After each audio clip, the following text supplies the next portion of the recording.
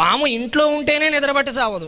1000 పడగల ఆదిశేషువు పైనుంచి విషం కక్కుతూ ఉంటే కాపురం ఎలా చేస్తారమ్మా ప్రశాంతంగాను అంది. అందుకే విష్ణుమూర్తిని శాంతాకారం భుజగశయనం అన్నారు. రెండు వ్యతిరేకమైన మాటలు. పాముల పక్క మీద పడుకున్నవాడు శాంతాకారంగా ఎలా ఉంటాడండి? ఒక పాము ఇంట్లో ఉంటే మనం శాంతంగా ఉండగలమా? అది అయ్యే పనేనా? అటువంటిది మరి ఆయన భుజంగ శయనం పాముల పక్క మీద పడుకుని కూడా శాంతంగా ఎలా ఉంటాడండి? అంటే విష్ణుమూర్తి మనకిస్తున్న సందేశం ఏమిటంటే నీ జీవితం కూడా భుజంగ శయనమే. 100 కష్టాల మీద తడుతూ ఉంటాయి, అయినా కూడా శాంతంగా ఉండడం అలవాటు చేసుకో. శాంతంగా ఉంటే అన్ని సమస్యలు పరిష్కారం అవుతాయి. అన్నింటికీ నవ్వుతూ ఉండు. కష్టాన్ని భరించి.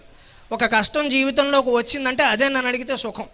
రేపో ఎల్లుండో వస్తుందనే భయం కంటే కష్టం వచ్చేసింది అనుకోండి, దాన్ని అనుభవించడం మొదలు పెట్టచ్చు. అయిపోతుంది కదా, ఏడాదికో 6 నెలలకో వదిలిపోతుంది. అలా కాకుండా నీకు 2036లో వస్తుందంటే అమ్మో వచ్చేస్తోంది కష్టం అని చెప్పి ఎప్పటి నుంచి బీపీలు షుగర్లు పెంచేసుకుని కొత్త కష్టాలు మనం తెచ్చేసుకుంటాం. అంతకంటే అది వచ్చేయటం సుఖం కదా. అందుకని శాంతాకారం భుజ